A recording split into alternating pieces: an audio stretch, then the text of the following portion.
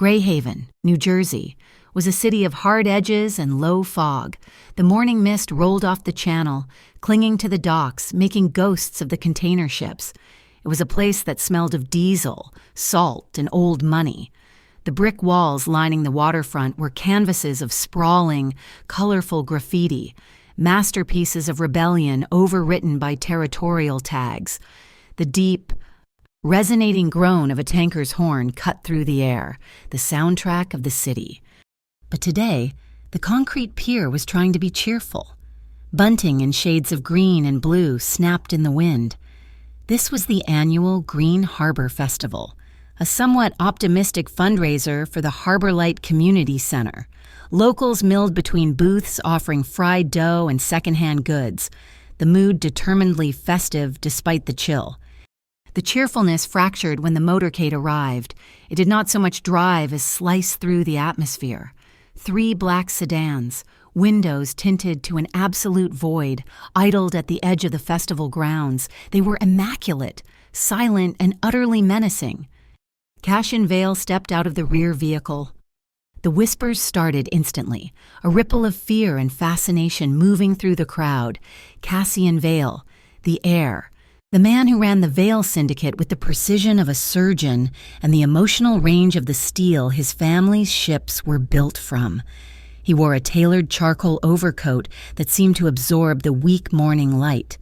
His face was sharp, defined by angles that suggested impatience, and his eyes were the flat, cold gray of the harbor water. He was known throughout Greyhaven by a simple, damning title, the man who never smiled. At his side, tethered by a thick leather leash, was Atlas. The dog was a Belgian Malinois, scarred and lean, a retired warrior whose posture mirrored his master's. Atlas did not look at the crowd. He scanned, a constant, threatening surveillance. Further down the pier, Maya Ellison nervously adjusted a stack of paperbacks. She ran the donation booth for the community center, a part-time job that barely covered the bills, but put her at the heart of the neighborhood she loved, even if she distrusted its shadows. Her booth was a splash of color, donated children's books, their covers bright and hopeful. Maya knew exactly who Cassian Vale was. Everyone in Greyhaven did. You did not live near the port without knowing who truly controlled the tides. She hated what his presence represented, the underworld power that operated with impunity, a quiet rot beneath the city's foundations. She kept her head down, straightening a row of illustrated dragons. "Mommy, look, a puppy!" "It's a dog, sweetie, not a puppy, and stay close," Maya said, her voice tight with anxiety. She reached for her daughter's hand, but it was too late. Juniper Junie was 6 years old and possessed a velocity fueled by curly hair and pure confidence. Her hair, bound in 2 energetic pigtails, bounced as she launched herself from the booth. Before Maya could scream, before Cassian's 2 bodyguards could even tense, Junie had bypassed the lethal-looking man and thrown her small arms around the neck of the lethal-looking dog. "Atlas!" Maya shrieked, paralyzed. The crowd went dead silent. The bodyguards froze, hands inside their jackets. Cassian Vale did not move. Atlas, a dog trained for conflict, a creature that responded only to Cassian's clipped commands, should have reacted. He should have lunged, or snapped, or at least pulled back. Instead, the massive dog stiffened for 1 second, then let out a low, rumbling sigh. He lowered his broad head, nudging his wet nose against the girl's cheek as if greeting a long-lost friend. Cassian Vale watched the scene. He saw the 6-year-old child burying her face in the fur of his hardened weapon. He saw the dog, his loyal shadow, accept the affection without question. And then, the impossible happened. It was not a full expression. It was a tremor, a brief disruption of steel. The corner of Cassian Vale's mouth hitched, pulling upward in a microscopic twitch. It was a ghost of an expression, but it was there. The man who never smiled had smiled. A collective gasp went up. A local reporter, there to cover the festival's bake sale, fumbled for his camera and started snapping photos furiously. The whispers returned, no longer fearful, but electric with shock. Mortified, Maya finally found her legs. She rushed forward, grabbing Uni by the shoulders and pulling her back. "Oh my God, I'm so sorry. She just loves dogs. Junie, you cannot just run up to people. I am so sorry, Mr. Vale." She was flustered, babbling, and as she stepped back, she collided hard with Cassian's shoulder. Maya stumbled. Cassian's hand shot out, not to help her, but to steady himself, his fingers brushing her arm. Their eyes met. It was not a spark, it was an impact. Maya felt it in her stomach, a sudden, cold jolt of awareness. She was looking at a man, not a myth, and the sheer force of his presence was overwhelming. He saw, in her eyes, not fear, which he expected, but annoyance, exhaustion, and a fierce, protective fire. The energy between them was immediate and strange, a connection between two worlds that should never have touched. The moment was broken by the sharp, angry whine of an outboard motor. A sleek, black speedboat shot past the channel markers, dangerously close to the pier. Atlas let out a single, sharp bark, dropping into a defensive crouch. Cassian's men reached for their weapons. Cassian, never taking his eyes off the water, gave a sharp, downward chop of his hand. Stand down, firing weapons here, with this many civilians, would be chaos. A figure in the boat, masked in black, stood and hurled a small, waterproof package toward the festival. It spun through the air, landing with a wet smack on the pier, skidding to a stop not 3 feet from where Uni stood hiding behind her mother's legs. Instinct took over. Maya screamed and lunged, pulling Uni away. But Cassian was faster. In one fluid motion, he ripped his heavy overcoat from his shoulders and threw it, smothering the package completely just as it hissed. There was no explosion, just a thick, muffled plume. A column of dense, vibrant green smoke erupted from beneath the coat, staining the expensive wool and billowing into the air. It was not a bomb. It was a distraction. In the confusion, the speedboat's engine screamed as it accelerated, disappearing into the fog-shrouded alleys of the commercial port. The figure in black was already gone, vanishing into a narrow alley between two warehouses. The crowd was panicked, coughing on the acrid smoke. Maya held a trembling Junie, her own heart hammering against her ribs. Cassian retrieved his ruined coat, his expression once again unreadable, carved from stone. He looked at Maya, who was shaking but had not screamed again. She was focused only on her daughter. "You keep your composure better than most men I know," Cassian Vale said, his voice a low rumble. Maya just stared at him, clutching her child. Far across the street, parked behind a defunct fish market, the surveillance was perfect. Inside a white van marked for a plumbing company, the lens of a high-definition camera zoomed in. It captured the motorcade, the dog, the smile, the package, and the smoke. It recorded every second for the Bureau of Interstate Corruption Control, the shadowy federal agency that watched Greyhaven, waiting for the Vales to finally make a mistake. Today, they had gotten something even better. The green smoke incident didn't make the evening news. Cassian Vale had ensured it was categorized as a minor festival disruption, a prank gone wrong. But in the steel and glass tower overlooking the port, Cassian knew it was a message. He stood before a window that spanned an entire wall, watching the lights of the container yards. The smoke package was a clumsy distraction, too theatrical. It was a cover for something else. A smuggling run slipped through the harbor during the 5 minutes of chaos, and a run that brazen, on a Vale-controlled dock, could only happen with inside help.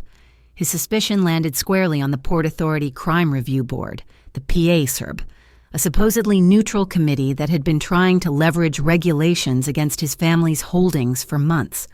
Someone on that board was getting rich, and they were using the Vale name as a smokescreen.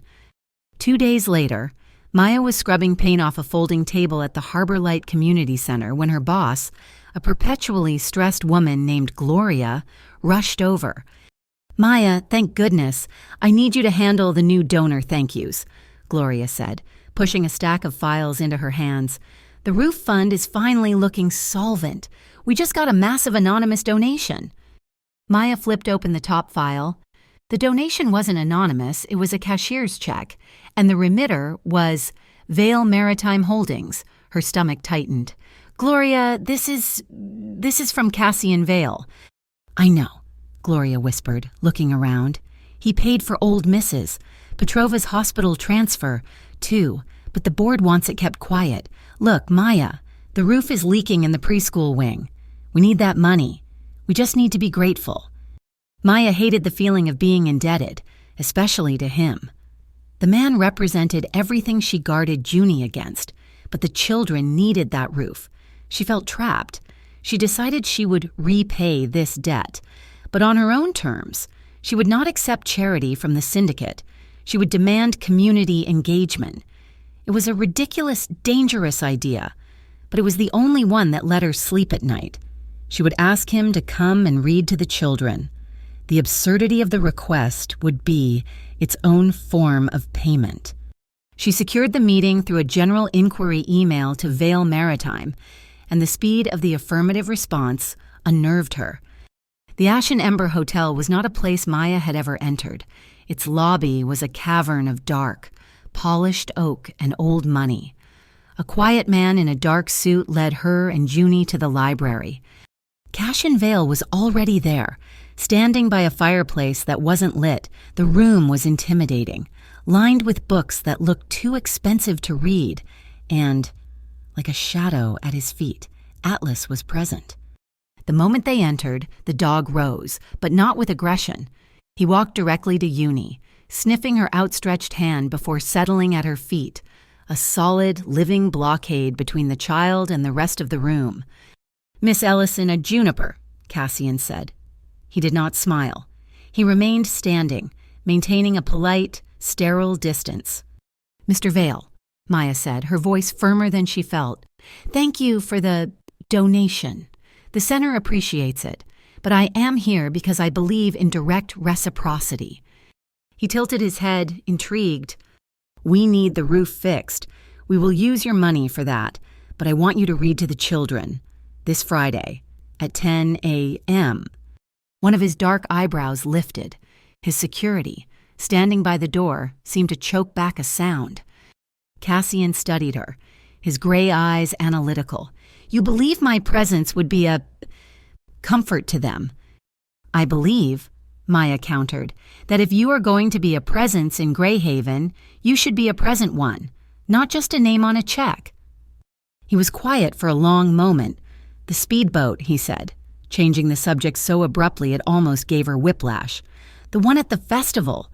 It belongs to a fake anti-smuggling operation, a group that stages busts to steal cargo, then blames men like me for the instability." He was giving her information. "Why? They are using my family's reputation to create a smokescreen," he continued, his voice low. "Someone is trying to frame the Vales for a new turf war." Maya's blood ran cold. She suddenly understood. The smoke, the photos, the reporter. If the news had run the story, Mafia Heir caught in mysterious dock incident, the Harbor Light Community Center would be caught in the crossfire.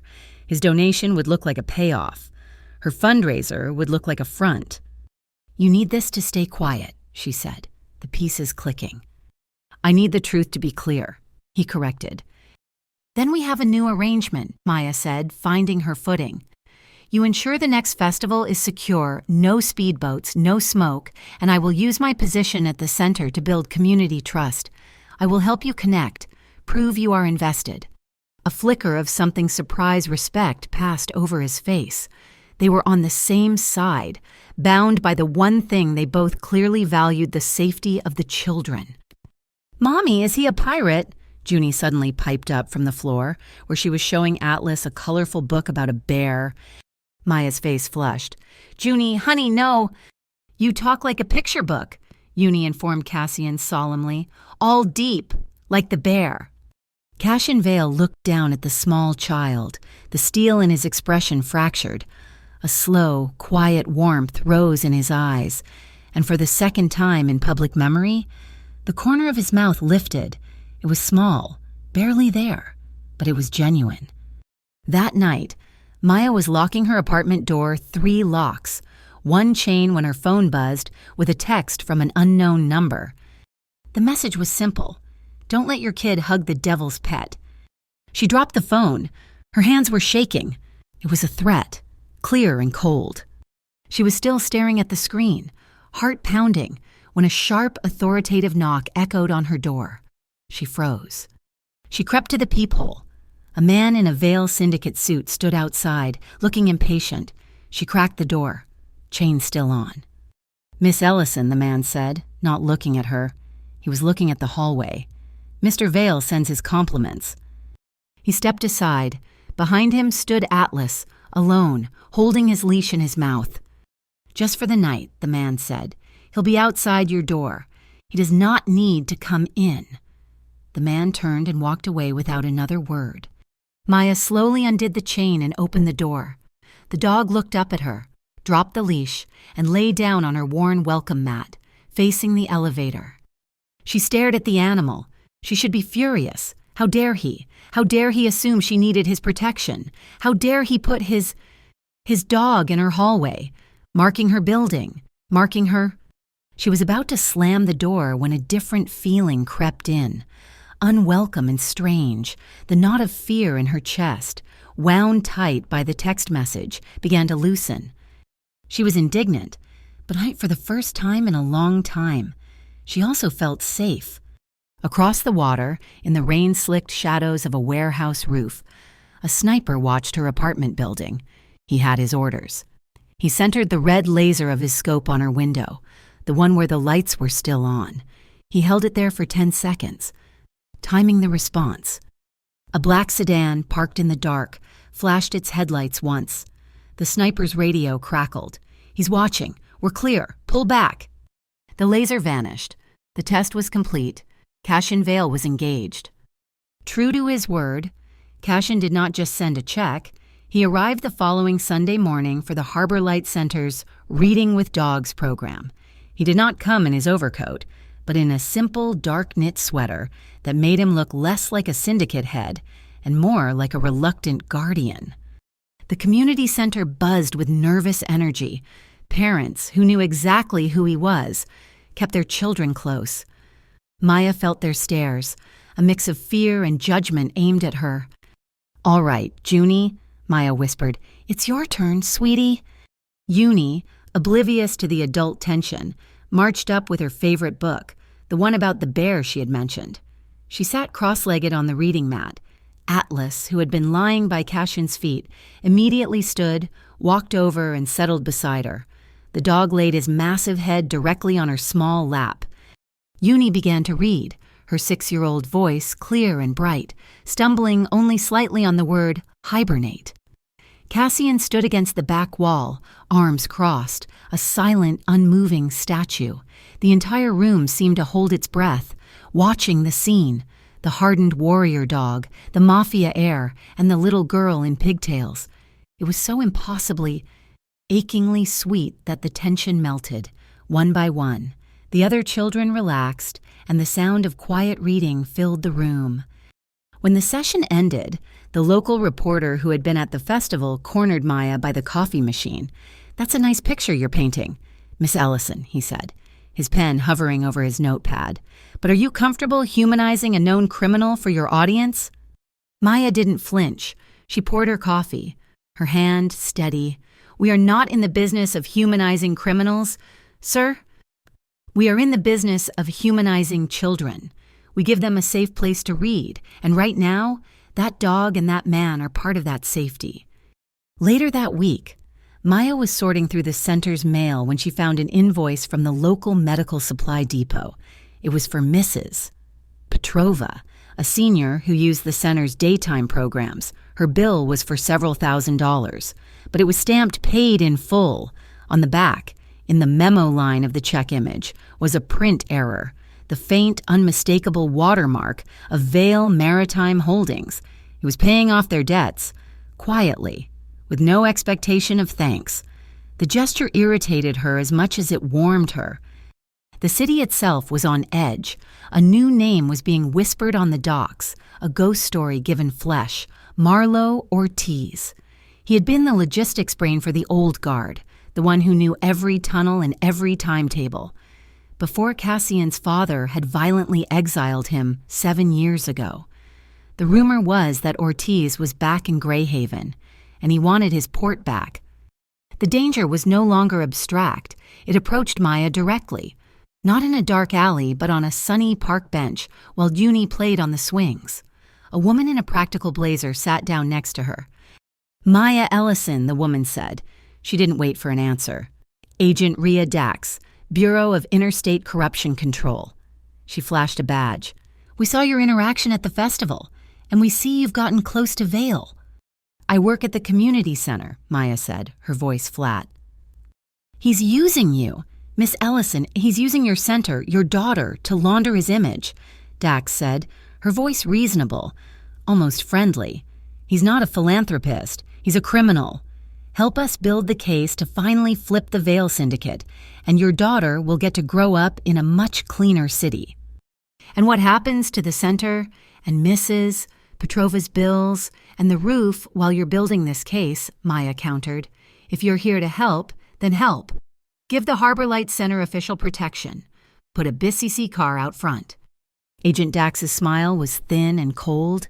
"We don't provide security services, Miss Ellison, and we certainly don't protect people from the very benefactors they choose to invite in." The conversation left Maya feeling exposed. She was walking a tightrope between two predatory forces, and she was doing it alone. A few days later, Cashin called. His voice on the phone was devoid of all warmth. "The incident with Juniper and Atlas. My trainers are concerned. They require a psychological evaluation for the dog to ensure he is stable for public interaction. I'd like you and Juniper to be present. Tomorrow, North Hollow Farm." It was a command disguised as an invitation. North Hollow was a sprawling, beautiful property of rolling green hills, a stark contrast to Greyhaven's grime. It was also, Maya noted, surrounded by a 10-foot-high electrified fence. A trainer, a stern man with a military bearing, put Junie through a series of play exercises with Atlas. Throw the red ball, he'd command. Now hide, tell him down. At the end, he had Junie stand 30 yards away. He gave Atlas a command in a language Maya didn't recognize. The dog tensed, ready to run. "Now, Miss Juniper," the trainer said, "call him." "Atlas, come," Junie yelled. The dog didn't move. "He's keyed for a handler, not a child's voice," the trainer said, almost smugly. "He's not a machine," and Maya said. Cashin watched, silent. "Try again, Juniper," he said, his voice quiet, "but use his name like you mean it." Uni put her hands on her hips. "Atlas, get over here right now, you silly dog." The dog's ears perked. He broke his stance, bounded across the field, and started licking her face, knocking her over in the grass. The trainer stared, his mouth open.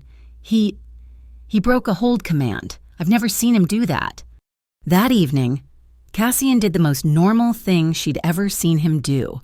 He took them to a riverside taco joint, a colorful shack with picnic tables. There were no bodyguards, no sedans, just Cassian, Maya, Uni, and Atlas. As Uni colored a menu, Cassian sat across from Maya, the river lights reflecting in his still eyes. "Why?" Maya asked, gesturing to the casual setting. "My father hated this place. He said it was unsecured," Cashin replied. He ate a taco with a precision that was almost comical. "He taught me how to tie a Windsor knot in his office when I was 8. It was a drill. He'd set up a fake hearing, with his lawyers playing the parts of the Piakerb. He was teaching me how to face a hostile board." He looked out at the water, his expression lost. "I got the knot right on the 3rd try. He said, 'Good competence.' I remember, I almost smiled. I was proud. He told me, 'Don't. Pride is a weakness. A smile is a liability. It gives them something to take.' He was right." Maya's chest ached. She finally understood. It wasn't that he couldn't smile, it was that it had been trained out of him, deemed a fatal flaw, taken from him along with any shred of trust in the world. The quiet moment shattered as they walked back to his nondescript car in the gravel lot. The roar of an engine was their only warning. A massive, rusted-out utility truck, its headlights off, rocketed from a side alley, barreling straight for them. Maya screamed. Junie froze. "Atlas, protect!" Cassian roared. The dog became a blur, slamming into Junie's small body, knocking her out of the truck's path and into the bushes. In the same instant, Cassian grabbed Maya around the waist, spinning them both. He didn't push her. He became her shield. He took the full impact, his back and shoulders smashing into the brick wall of the restaurant as the truck's fender grazed them, close enough for Maya to feel the heat. The truck squealed to a stop. Its engine stalled, then roared back to life and sped off into the night. Maya was crushed against him, her face buried in his sweater, his arms locked around her like a vice.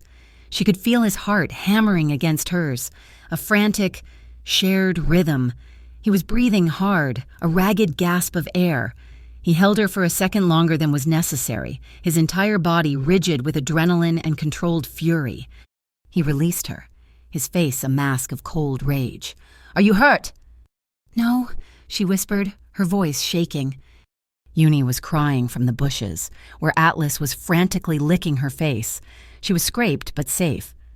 One of Cassian's men, materializing from the shadows, was already on the phone. His voice clipped. "No plates. Fakes. It's gone."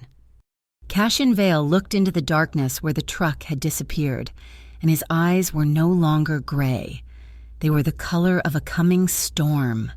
The attack at the taco stand solidified everything for Cassian. The truck was crude, a blunt instrument, but the timing was surgical. It was Marlo Ortiz.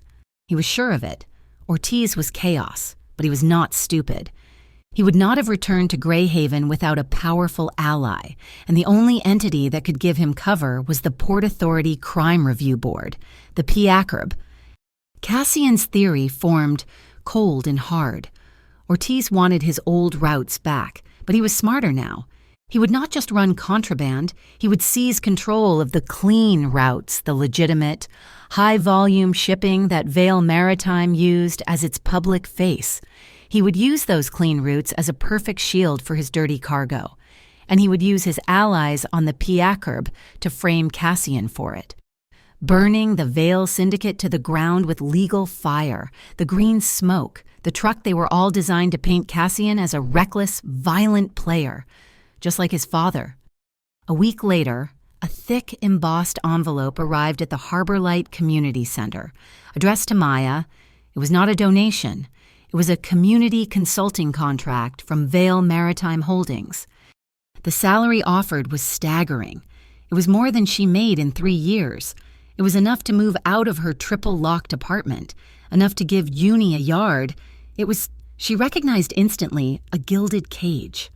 She went to the Vale Tower. She did not ask for a meeting. She simply arrived and told the front desk she would wait. Cassian saw her within 5 minutes.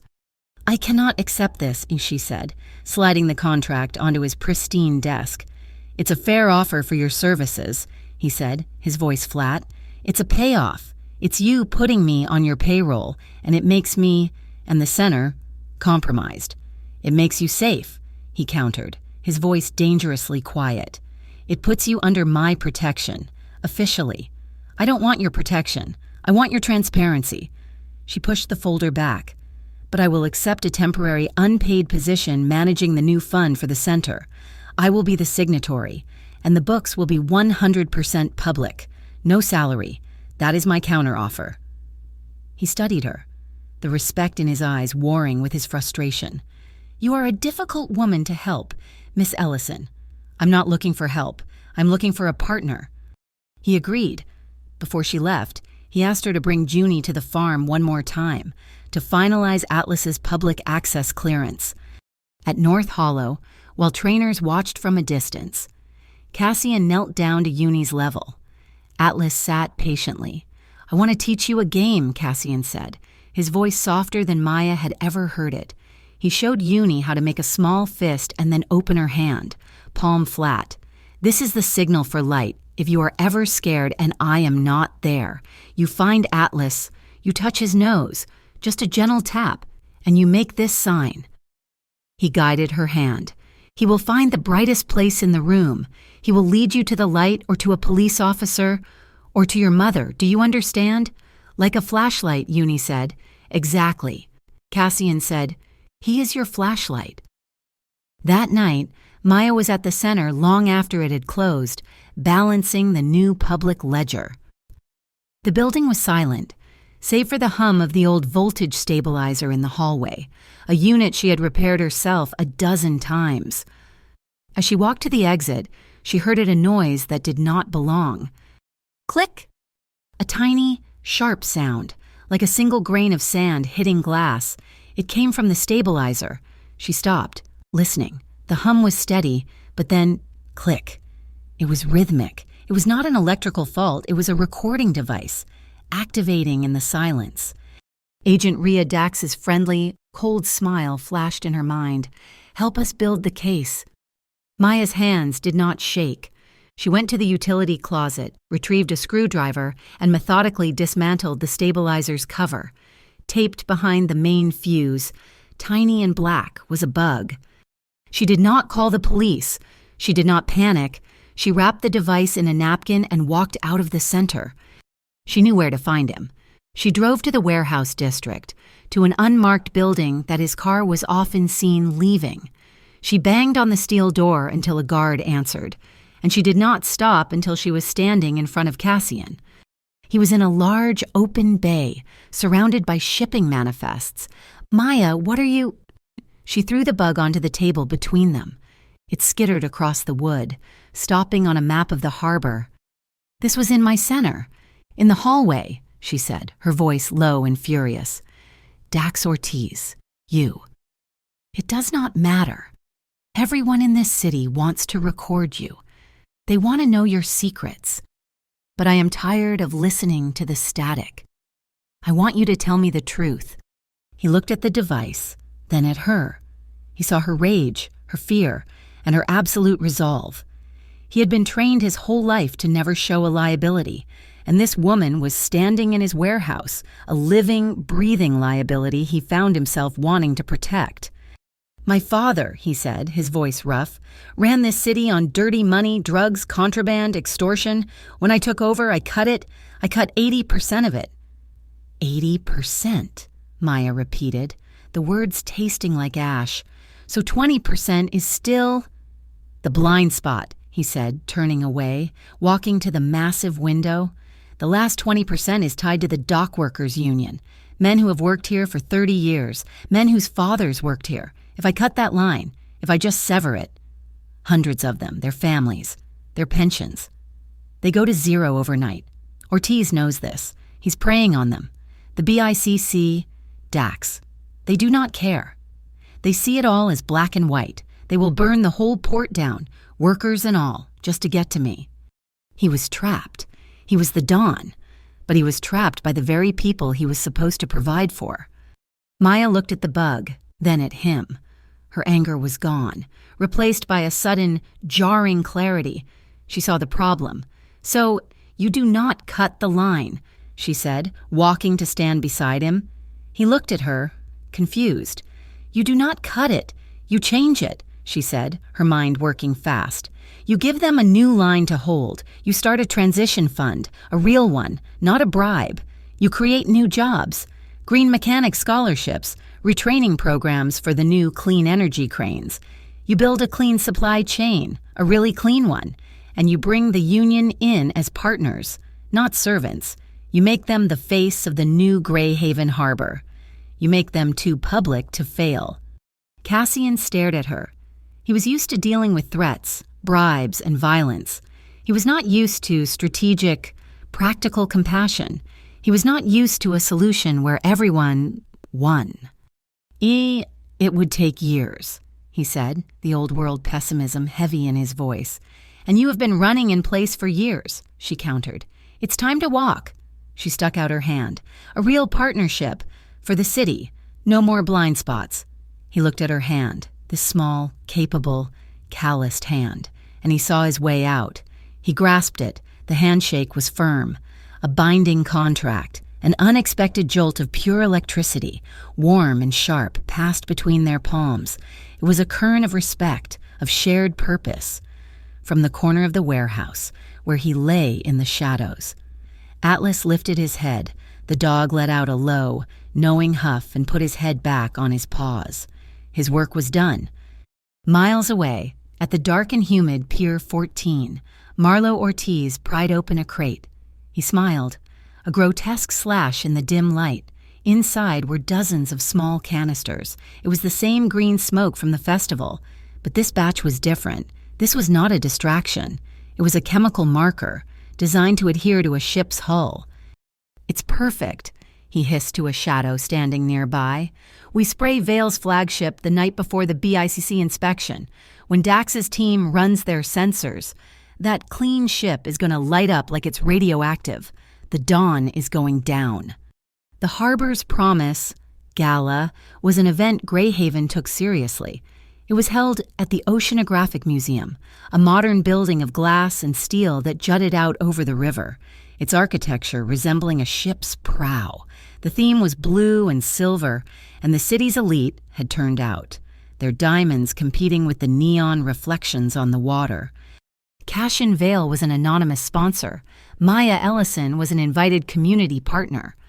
She felt like an imposter.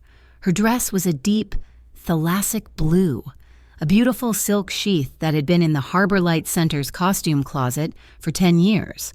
Left over from a canceled theater production, it fit her perfectly, but she was acutely aware that it was borrowed. She had pinned her hair up, and her only jewelry was a simple pair of silver earrings. Then he appeared. The crowd parted for him, not because he was loud, but because he was a vacuum of silence in the chattering room. Cassian wore a simple black tuxedo, perfectly tailored, with a minimalist black bow tie.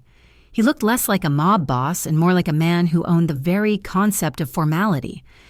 Their eyes met across the main exhibit hall, through the blue-lit glow of the central jellyfish tank. It was not a glance. It was a collision. A silent, slow-moving storm that locked onto its target. He saw her, and for a second the entire room and all its pretenses fell away for both of them. A smooth jazz trio began to play a slow, languid tune. He crossed the floor. He did not look at the mayor who tried to catch his eye, nor the bankers who nodded at him. He stopped in front of her. "Maya," he said. It was the first time she had heard him use her first name. He held out his hand. "One dance." It was not a request. She placed her hand in his. It was warm, strong, and enveloped hers completely. He led her to the small dance floor. She put her hand on his shoulder, and it was like touching a high-tension cable. She could feel the coiled strength in his muscles, the sheer power he held in reserve, all of it wrapped in expensive wool. His hand settled on the small of her back, a patch of warmth that felt both dangerous and protective. He kept a precise, respectful distance between them, a gap that spoke volumes, a space that was more charged and electric than any close embrace. They moved, slowly. A perfect silent couple in the center of the room.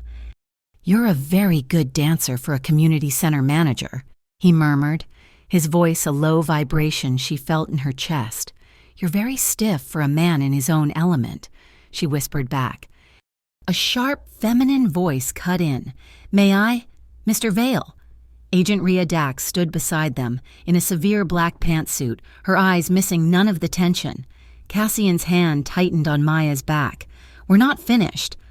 Dax smiled, a cold, bright expression. She turned her attention to Maya, leaning in as if sharing a secret. "You clean him up nicely. Dear, but don't ever forget, a man like that always comes with a bill. Every rescue has a price." Maya did not back down. She met the agent's stare.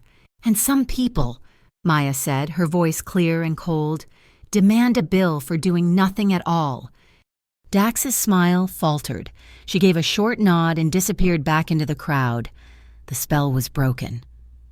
"I need some air," Maya said, stepping back from him. She found the terrace. The wind was sharp, smelling of salt and the distant metallic tang of the city. The noise of the gala was a dull roar behind the glass. She leaned on the rail, looking at the dark, churning water. He followed her. He simply stood beside her, not speaking, giving her the space she had asked for. "She's right," Maya said quietly, not looking at him. Us.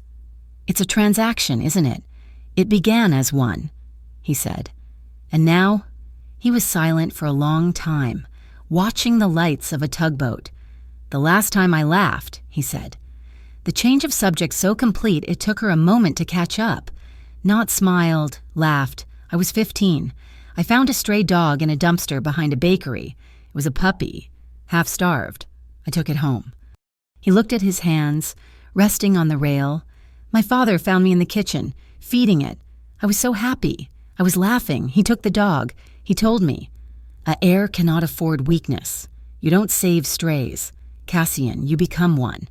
He removed the problem." Maya felt a cold sickness. She finally understood the man who held his smiles like currency. "He told me never to let anyone see that part of me again," Cassian said, his voice flat. A recitation of an old, deep wound. A light rain began to fall, a cold mist that clung to her bare shoulders. They moved instinctively, stepping back under the narrow shelter of the museum's awning. A moment later, Atlas padded out onto the terrace, his nails clicking quietly. Cassian's security was never far. The dog was wearing a tiny, ridiculous black bow tie on his collar. He ignored Cassian and walked directly to Maya, sitting on her feet and pressing his broad head against her leg, a warm, solid, living bridge between her and the cold night.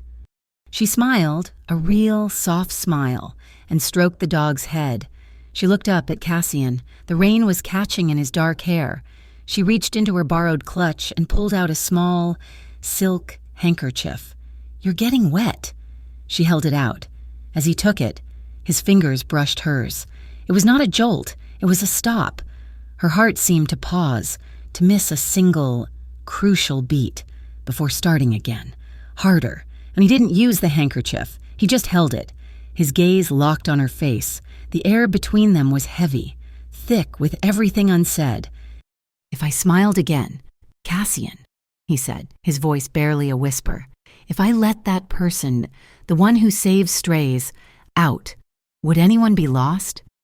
She saw the plea beneath the layers of steel. She saw the 15-year-old boy. "No one lost," she whispered back, her voice thick. "Only someone healed." He leaned in. The distance between them shrank from respectful to intimate. His gray eyes were no longer cold. They were a storm surge, deep and searching. He was going to kiss her. She knew it, and she knew she would let him. Below them, on the ground floor, the party was invisible. In the museum's archive, it was business.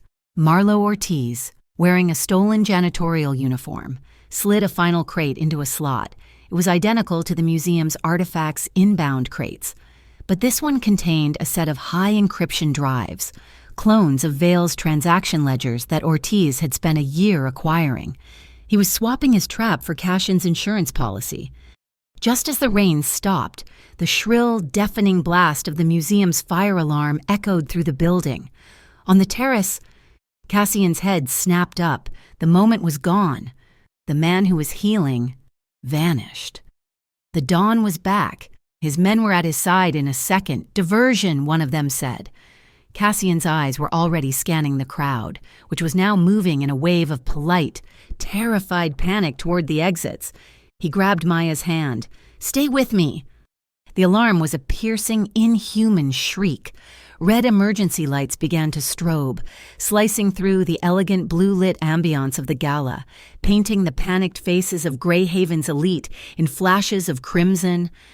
"Junie!" Maya screamed, her first thought not for herself, but for the daycare group she had seen near the main tank. The evacuation was instant and chaotic, but amidst the surge of guests, Atlas was already in motion.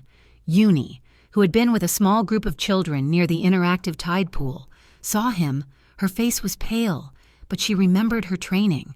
She made a small fist, then opened her palm flat, the light signal. Atlas barked once, a sharp, commanding sound, and ignored the main exit. He pushed his broad head against Uni's arm, guiding her and the cluster of terrified children toward the glowing green exit sign above a service corridor. "He's taking them to the light," Junie shouted. Maya grabbed the arm of a terrified donor.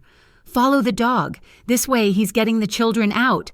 She ran with them, her voice calm and authoritative, a shepherdess in a borrowed dress, pushing the small, frightened group to safety.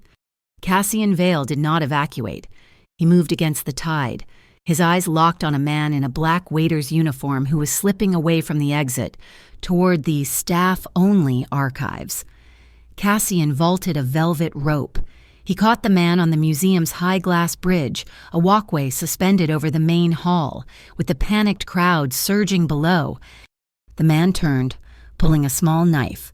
Cassian didn't slow down. There was no brawl, no dramatic fight. It was silent. Brutal efficiency. Cassian deflected the knife hand, spun the man, and locked his arm in a hold that brought a silent scream to the man's face, pressing him against the glass. He ripped a small, black USB drive from the man's jacket pocket. Cassian's thumb grazed the casing. It was embossed with a small, official logo, Piakrb. He pocketed the drive and shoved the man toward the arriving museum security. When Cassian emerged onto the lawn, the air was filled with sirens. Rhea Dax was already there, her BC vehicle parked at a sharp angle. She saw him, her face lit with a cold, triumphant fury. "Cassian Vale," she shouted, striding toward him, her agents flanking her. "This building is now a federal crime scene. You're in my custody. Public safety." Her agents moved to grab his arms. "No," Maya's voice cut through the air. She stepped directly between Cassian and the federal agents, her hand outstretched, her body shaking but her resolve firm. "He's the reason those children are safe. He saved them." The evacuated crowd, now a large mass on the lawn, turned. The reporter who had been at the center was there. Phones were raised, cameras were recording. Dax froze, looking at the sea of cell phones. Arresting the man who had just been publicly declared a hero was not the narrative she wanted. "This isn't over, Vale," she hissed, signaling her men to stand down.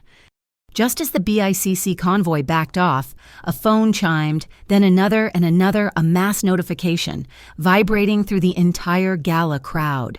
The reporter looked at his screen, his eyes widening. "My God," he whispered. He turned the phone to Maya. It was a video, already posted and spreading like wildfire. Grainy, night vision footage from a port camera. It showed Cassian Vale, unmistakable, handing a heavy black suitcase to a man in a BEC uniform. The text overlay was simple: "The Vale Syndicate and BIC partners in corruption." "That's a corrupt agent," the reporter said, stating the obvious. "Vale is paying off the feds." "It's a fake," Cassian said, his voice deadly calm as he watched the digital assassination. "It's spliced, edited from 3 different nights." "How do you prove it?" Maya asked, the implications crashing down on her. "We find the source," he said. Atlas, who'd been calm, suddenly began sniffing the air near a discarded waiter's jacket on the ground, the one from the man Cassian had caught. The dog sniffed the sleeve, then let out a low, predatory growl. Cassian knelt, smelling the fabric, a faint, acrid chemical smell, nitrile, a specific solvent used for cleaning marine engine parts. "They only use this brand at Pier 14, he said, standing. He looked into the dark, rainy night, and his eyes were cold steel. Ortiz. He was already moving to his car. His men, materializing from the shadows, were mobilized. "I'm coming with you," Maya said, jogging to keep up. "No, it is too dangerous." "You are walking into a trap, Cassian," she argued, grabbing his arm, forcing him to stop. "Ortiz released that video to make you angry.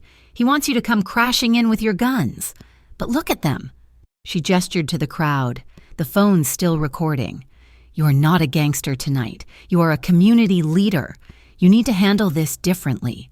You need someone who knows how to read community behavior, not just a port map." He stared at her, the hard logic of her words cutting through his cold fury. She was right. He gave a single, sharp nod. "Get in the car." Pier 14 was a skeleton of rust and wet concrete, smelling of fish and diesel. The warehouse was dark, save for a few dangling sodium lights that cast a sickly yellow glow. In the center, huddled together, were a dozen dockworkers, held by Ortiz's armed men, human shields. Marlo Ortiz himself stood on a stack of wet pallets, a wide, manic grin on his face. "Well, well, look who it is," he cackled, spreading his arms. "The Don and his new pet. I like the new smile, veil. It's a nice change. Does she make you smile? Boy, does that little girl make you smile." Cassian ignored the taunts. His eyes were on the workers, their faces pale with terror. "Let them go! Ortiz, this is between you and me." "Oh, I don't think so," Ortiz said, pulling a pistol and resting it casually on a worker's shoulder. "They're my insurance. They're my witnesses to what happens next." "You do not need them," Cassian said, stepping forward into the light, his hands raised slightly. "You want me? Take me. Let them walk out, and I am yours. My word." While Ortiz savored the moment, weighing the delicious cruelty of his options, Maya slipped back into the shadows. Her phone was in her hand. She had the Harbor Light parent network.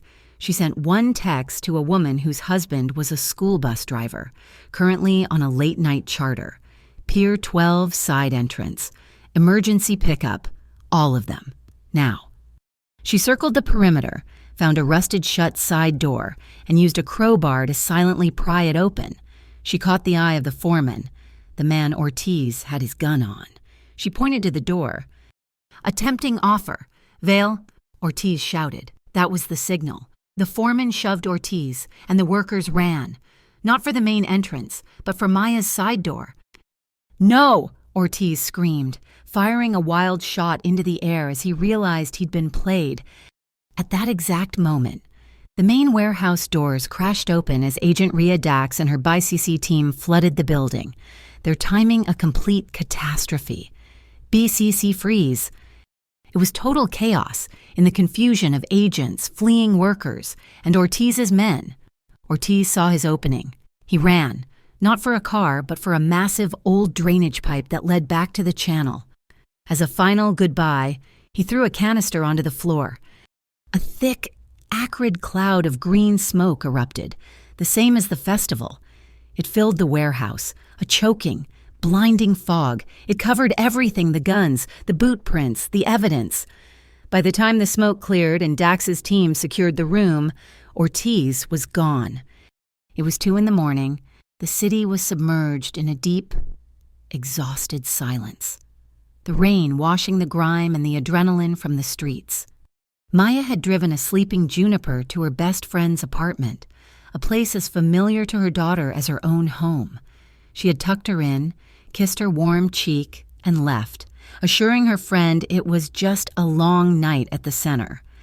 But Maya couldn't go home to her own apartment. It felt like a trap, its 3 locks suddenly seeming flimsy and useless. She drove, her hands tight on the wheel, not knowing where she was going until she arrived, North Hollow. She parked her car near the main house, the gravel crunching under the tires.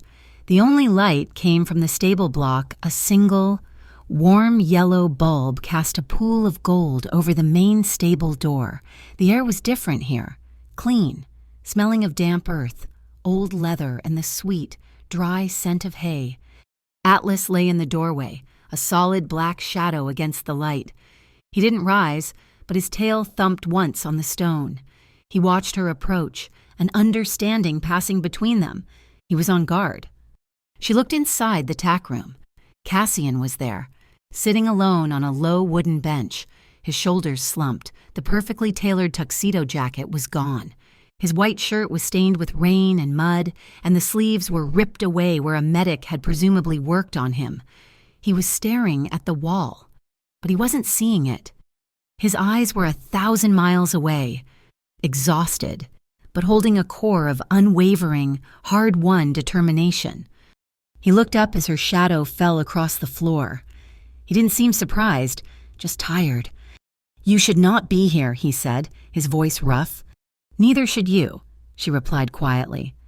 She walked past him into the small stable kitchen and found what she was looking for: a clean cloth, a bowl of warm water, and the first aid kit. When she returned, she knelt in front of him. "You're bleeding," she said. It wasn't the scrape on his shoulder, which was raw and red from his impact with the wall, but a shallow cut on his forearm he had likely ignored. He watched her, his gray eyes guarded. She gently took his arm, ignoring his reflexive flinch, and began to clean the wound. Her hands were shaking, the adrenaline of the night finally catching up with her. He put his other hand over hers, not to stop her, but to steady her. "You are shaking," he observed. "So are you," she countered. She was right. He was. He let his hand rest on hers, and his breathing, which had been shallow and tight, slowly began to deepen. The silence in the stable was absolute, broken only by the sound of the rain on the roof and their shared breath. The distance between them, the few inches of air, became a live wire, humming with unspoken tension. She finished, her touch gentle. She looked up at him, her eyes clear and honest. "I am afraid," he said. The confession ripped from him, costing him more than any fight. "I am afraid that I am going to be indebted to your smile." Maya's heart ached. This man, who saw the world only in terms of leverage, liability, and payment, was trying to quantify her kindness. "Indebted," she said softly, her thumb tracing a line on the back of his hand. "That word doesn't apply to kindness. Cassian, it's not a transaction." He held her gaze, searching her face for the angle, the lie, the contract. He found nothing but her. Slowly, as if afraid the moment was a mirage, he leaned forward. He stopped, his forehead resting lightly against hers. It was a pause, a moment of profound respect, a question asked in the space between heartbeats. "May I—" She closed her eyes and gave a nod so slight it was almost imperceptible. His lips met hers. It was not the fast, hungry kiss of their world, but something else entirely. It was deep and slow and hesitant, as if he were relearning a language he had long forgotten. It was a kiss of profound relief. His hand moved from hers, rising to her upper back, his fingers spreading wide, holding her firmly but without possession. It was not a claim, it was an anchor. Maya let out a shaky breath, her own hands rising to rest flat on his chest, beneath her palm. His heart hammered a frantic, wild rhythm, a stark contrast to the immovable man he presented to the world. He pulled back only an inch, their foreheads still touching. A small laugh, dry and full of disbelief, escaped him. It was a sound of rust breaking. They stayed there, breathing in the scent of rain, hay, and the faint mint from the tea she had apparently made before coming to him, the smell clinging to her skin. Sometime later, the rain had softened. She had found a thick horse blanket, and they sat side by side on the bench, wrapped in the wool, a shared cocoon. They were sharing a packet of stale waffles she had found in the stable pantry, the act more intimate than the kiss. The single yellow light dimmed, casting them in a warm, safe shadow. He took her hand, the one that had tended to him, and traced the lines on her palm. He lowered his head and pressed a warm, lingering kiss to the back of her hand, a night pledging fealty. "Tomorrow morning," he said, his voice clear. All exhaustion burned away, replaced by a cold, new purpose. "I'm announcing the Harbor Rebuild Initiative, the Clean Transition Fund. I am making it all public, no matter who it hits." Far across town, in a room that smelled of ozone and stale cigarettes, Marlo Ortiz watched a grainy, internal access live stream of the Greyhaven Port Authority docks. He saw the frantic, late-night preparations for a press conference. He saw the new logo. "That's it, Vale," he whispered to the screen, a wide, ugly smile splitting his face.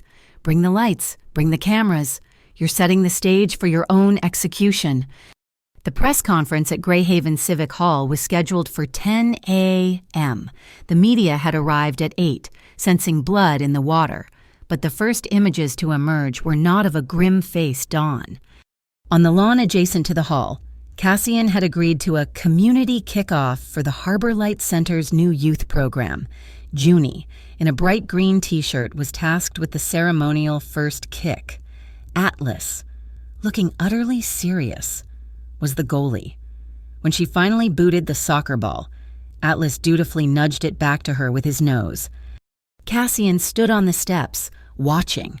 A real, unguarded smile broke across his face as Junie dissolved into giggles.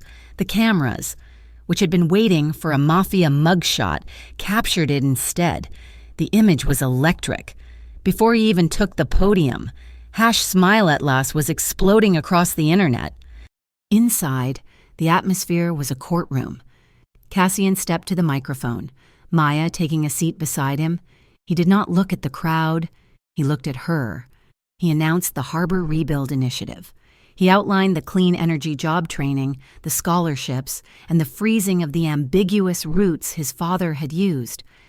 A hand shot up. Agent Rhea Dax, standing in the back. A compelling speech, Mr. Vale.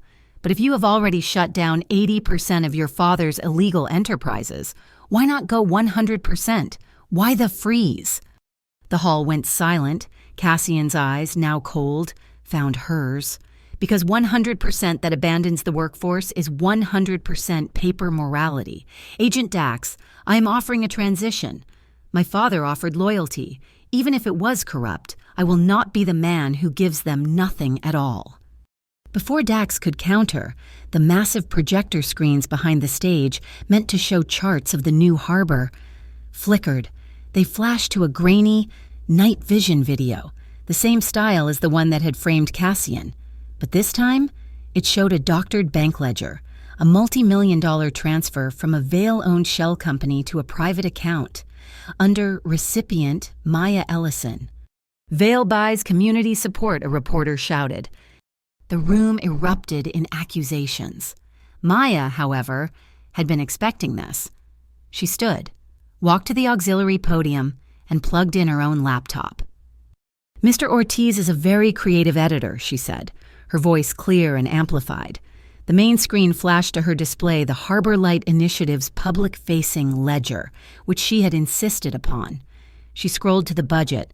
As you can see, under the line item for Community Advisor, my compensation is, and will remain, $0. The crowd turned, confused, split. In the front row, Junie, who had been brought in to watch the good part, saw the anger on the faces. She saw Cassian's jaw clench, his hands ball into fists. She tugged on her minder's hand, stepping into the aisle. Uncle Cassian, she whispered, a small voice that somehow cut through the din. Smile, so I'm not scared. Cassian's entire body tensed. He looked down at her.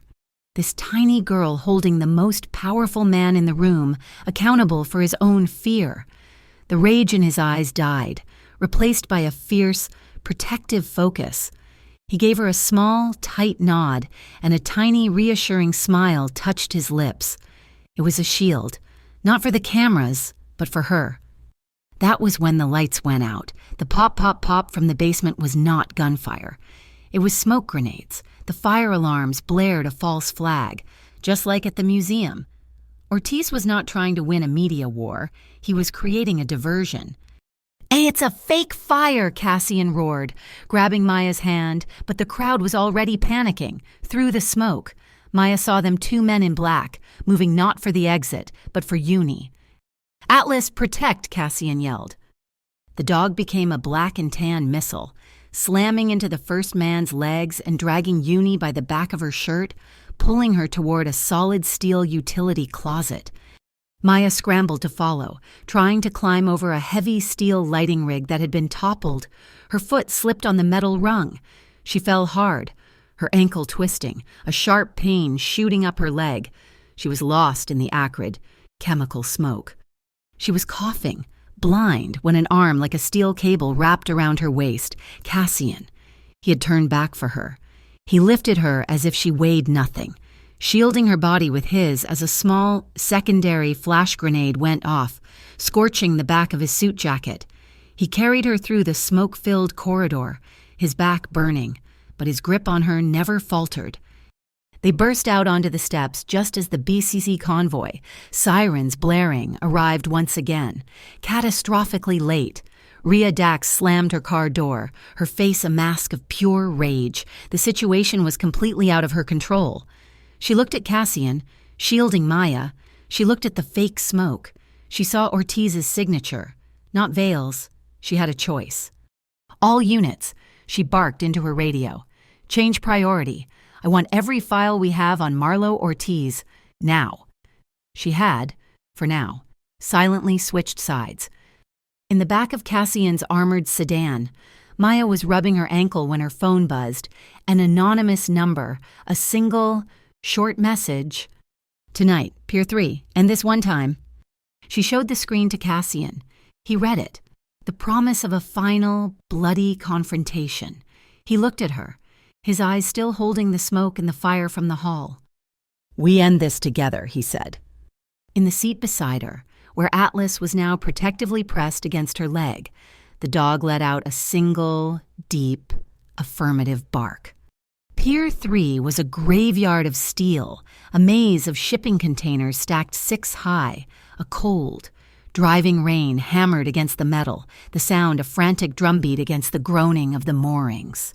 Flickering sodium lamps cast a sick orange glow, creating shadows that were deep and treacherous. A distorted voice echoed from a loudspeaker, amplified and grotesque. "Bring me the girl, Vale. A simple trade, the girl for the port." Cassian, his hand resting on Maya's back in the darkness behind a crane, did not move. Uni was miles away, safe at North Hollow with a team of his most trusted men, and at Maya's insistence, 2 parents from the center. "He's stalling," Maya whispered. "He's arrogant," Cassian corrected. Maya moved to a junction box, patching her phone into the pier's ancient public address system. Her voice boomed out, steady and cold, cutting through the rain. "She's not here, Ortiz. But we are. You're not angry. He won't trade. You're just afraid of the truth." A raw sound of fury, a choked scream came over the loudspeaker, followed by static. "Go," Cassian said. "Find the source of that video feed." "And you?" she asked. "He'll be high. He likes to watch." He looked up at the towering silhouette of a loading crane. They split. Maya, her hand on Atlas's harness, moved low, weaving through the labyrinth of containers. The dog was silent, his senses on fire. Pulling her forward, Cassian melted into the shadows of the crane's superstructure. Maya and Atlas rounded a corner and froze. Agent Rhea Dax stood there, her back to them, soaked to the bone, her service weapon in her hand but pointed at the ground. She was alone. No by-sea team. No sirens. "No, he's not your only problem," Ellison, Dax said, not turning. "The Piakrib, my bosses. They're fully compromised. Ortiz is just their rabid dog. They sent me here tonight to observe, to be their witness that Vale finally snapped. They want to burn him, and they want to burn me for failing to catch him." "So why are you here?" Maya asked, her hand tightening on Atlas's harness. Dax finally turned. Her face was a mask of cold fury. "Because I don't like being used as a pawn, and I hate a corrupt system. I am not here to arrest Vale. I am here to burn my own bosses to the ground." "How?" "Ortiz is streaming his victory to them right now. He's got a keylogger on their private server. He's recording their complicity." Dax said, "Find that feed, kill it, and you kill them all." Atlas was already moving on, pulling Maya past Dax. The dog had a new scent. Maya smelled it too, under the diesel and salt, a sharp metallic smell, like a hot battery, ozone. The unmistakable smell of cheap, overheating electronics. "A reefer," Maya whispered, her old life of fixing broken things, of sniffing out electrical faults, flooding back. Atlas led her to a refrigerated container, its fan unit humming, tucked beneath the chassis, duct taped to the metal and glowing with small blue lights, was a high-capacity wireless router.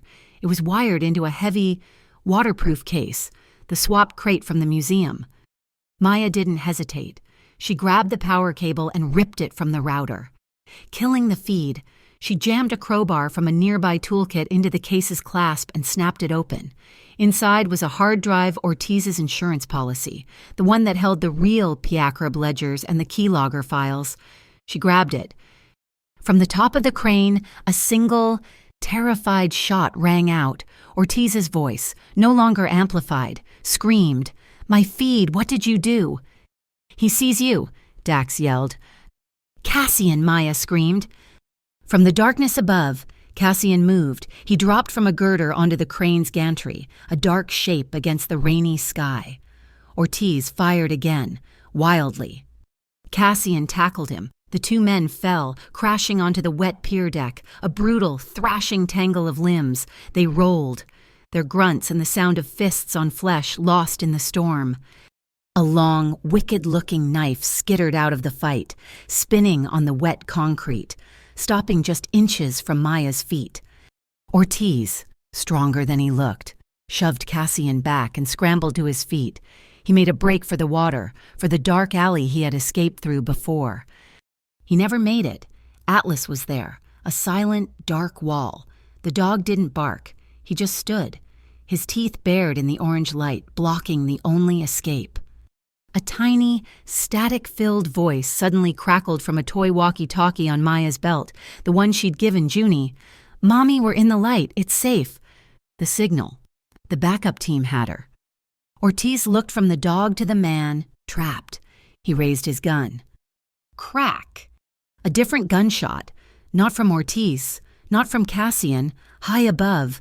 The largest sodium floodlight on the pier exploded, showering the ground in sparks and plunging the entire area into near-total darkness. Rhea Dax lowered her pistol. "He's better in the dark," she muttered.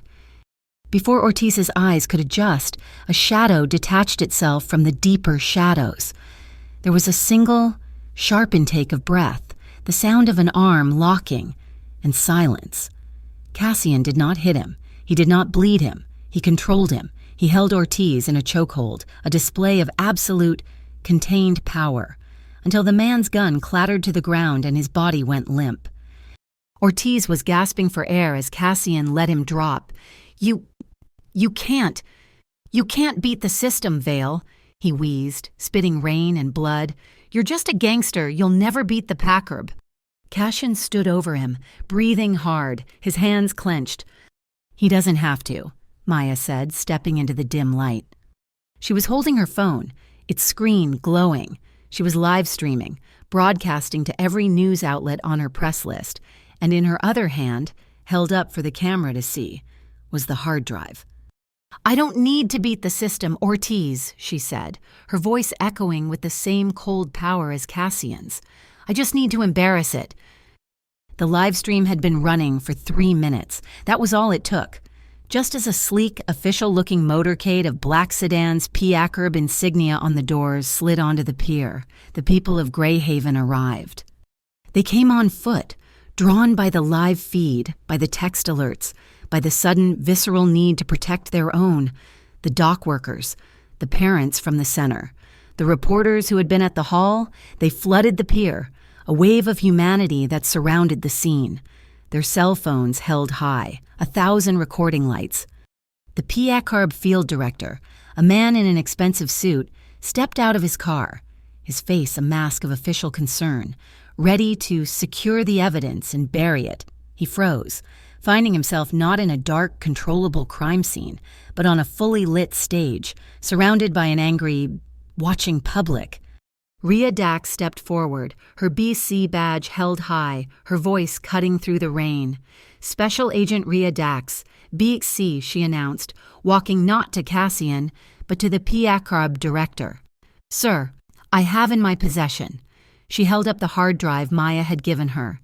"Digital proof of your signature authorizing illegal wire transfers in conjunction with Marlo Ortiz. You are under temporary arrest for conspiracy and corruption." As her agents cuffed the sputtering, furious director, other officers cuffed a defeated Marlo Ortiz. His plan, his anger, his entire world had evaporated, exposed by a live stream. Cassian Vale turned away from the arrests. He turned to face the dock workers, the men who had feared him, served his father, and been held hostage by Ortiz. They were his people, and they were his burden. "I am choosing a clean path," he said, his voice quiet but carrying in the sudden hush. "The Harbor Rebuild Initiative is real. It starts tomorrow. Anyone who wants to walk that path with me has a job. You will have a pension. You will have insurance. You will have a future." There was a long silence. Then, one old foreman, the man Ortiz had held a gun on, began to clap. It was slow.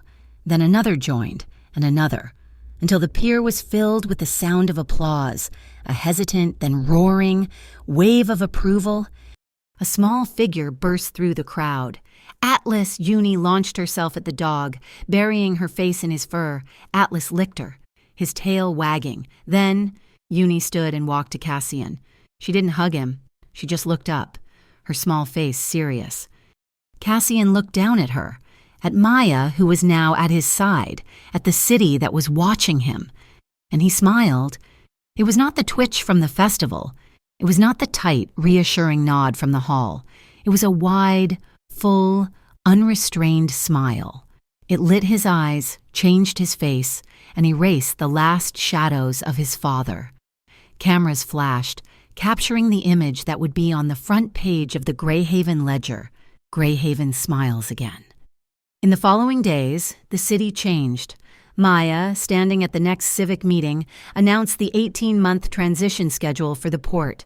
With the Packerb's corruption exposed, legitimate logistics companies, once competitors, began pouring money into the Harbor Rebuild Fund. Cassian, in his first official act, signed the document he had once resisted. He agreed to a fully independent, community-led oversight board. Rhea Dax stopped by the Harbor Light Center. She didn't stay long. She handed Maya a simple, white card with a private cell number. "When this city needs a shield, and not a political permit," Dax said, "call me." That evening, the rain had finally stopped. The air was clean. Cassian and Maya stood on the pier, watching the sunset paint the water. The reporters were still there, at a respectful distance. He looked at her, then at the cameras.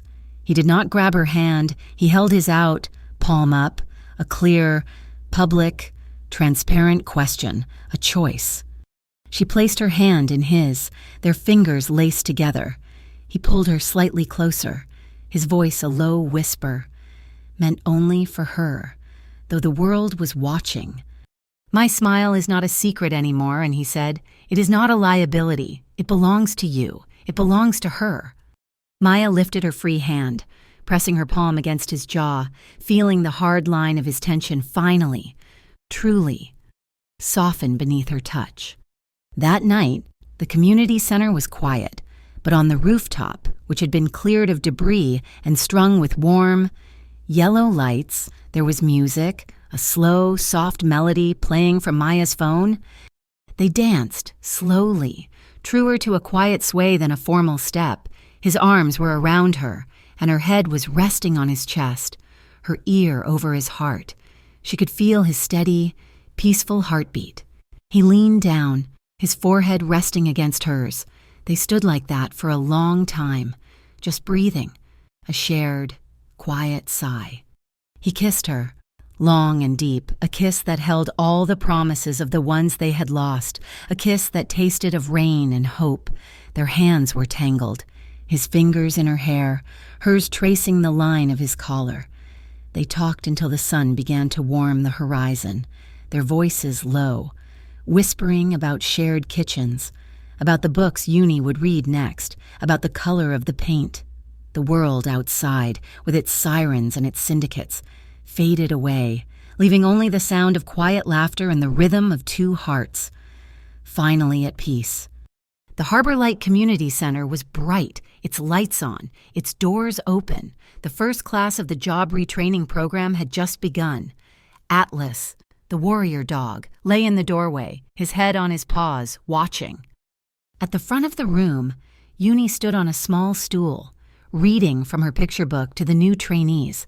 "When you are scared," she announced, "you just have to find the light." At the back of the room, Cassian Vale watched his new family. And he smiled.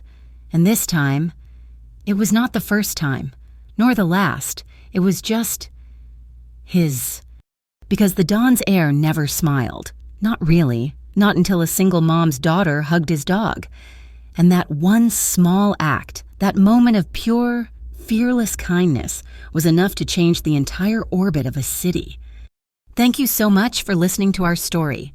We're so glad to have you here with us. We'd love to know where you are listening from, so please drop a comment below and share your thoughts on the story. Let's connect. Please subscribe to Mafia Boss Story, like this video, and give it some extra support by hitting that hype button. It really helps this story get heard by more people.